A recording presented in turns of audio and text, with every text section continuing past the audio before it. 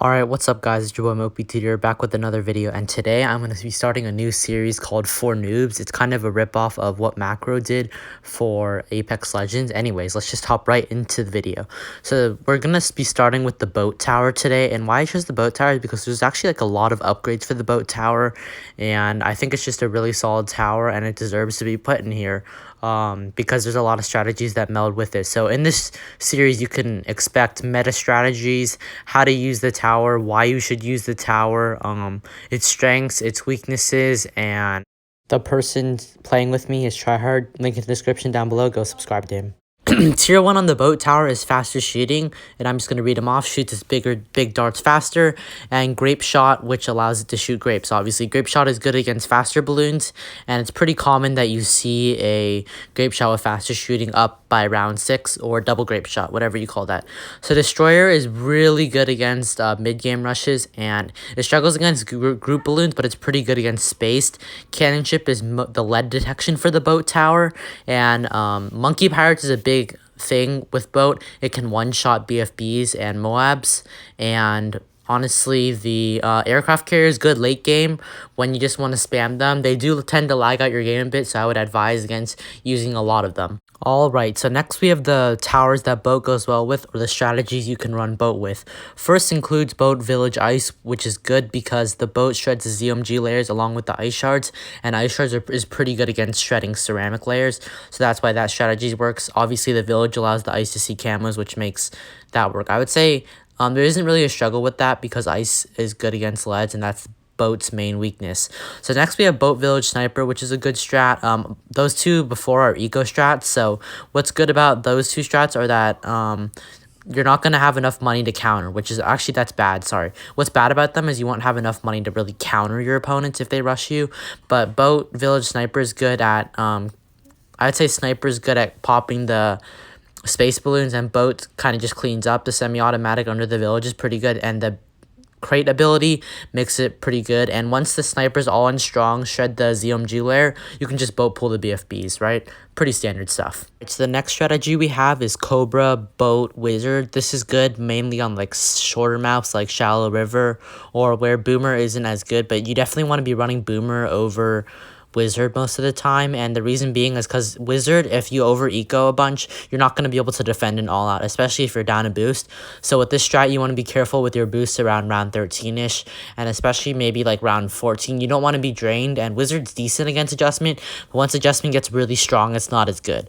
So next we have Cobra, Boat, Boomer. This is a pretty good strategy because the Cobra allows you to adjust them, and Boomer allows you to greed pretty hard with Cobra, but you can be pretty aggressive at the same time, and Boat can obviously just boat pull the BFBs, but early ZMGs are a problem because there's not that much shredding power. You have to spam destroyers, you have to spam aircraft carriers, and those are expensive, and especially going in eco strategy, you want to have a lot of money to afford them, and you have to decide between misdirecting and boat pulling a BFB. So next one we have is Boat, Farm, Sniper. I think the strategy is actually pretty decent because the sniper is good against like shredding the strong layer, while Boat is decent at cleaning up. The problem with this, I would say, is maybe like Moab with leads underneath, because if your sniper is on strong, the sniper will target the Moab, pop the Moab, and then all the leads underneath will be left for the boat layer, I would say, and cannon ship's not as good against that, so that's something you want to watch out for. Right, so then the last strategy we have is Boat, Farm, Wizard. These are the strategies that are not mainly like that are usable, but they're not meta, which are the strategies we'll get to after this. But Boat, Farm, Wizard is good because, like I said earlier, Boat struggles against group balloons. So Wizard is obviously good with the lightning, and something that struggles with, I would say, is like round. There's not really that many weaknesses, to be honest, but regen leads are a good thing against this, and if you drain them early on boost, then it's going to be hard for them to defend late game, obviously. Now we have the more meta strategies, in my opinion. So this would include, and I'm just going to go down the list as you can see.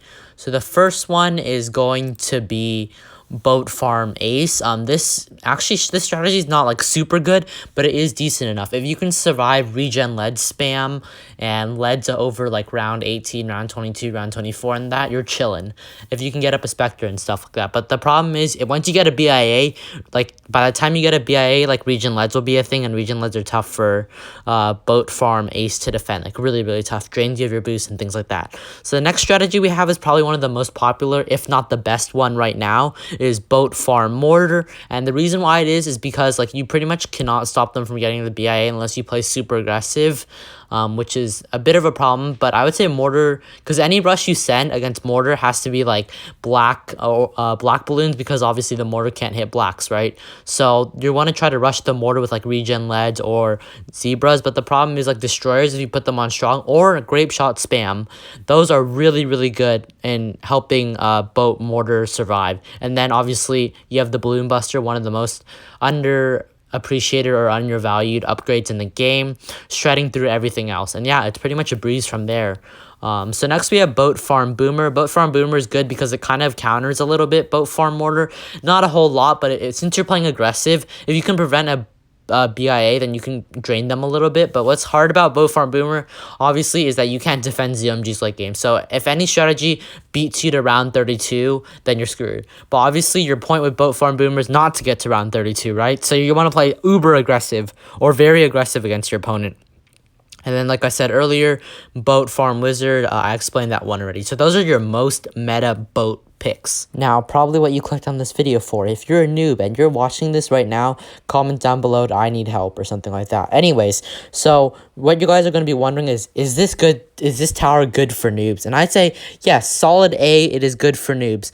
Grape shot and faster shooting, the tier 1 upgrades can pretty much solo for a while, honestly. Struggles to, I would say, anything above like zebra or things like that. But grape shot can take you anywhere to ceramics, and obviously ceramic and moab class balloons, it struggles to a bit.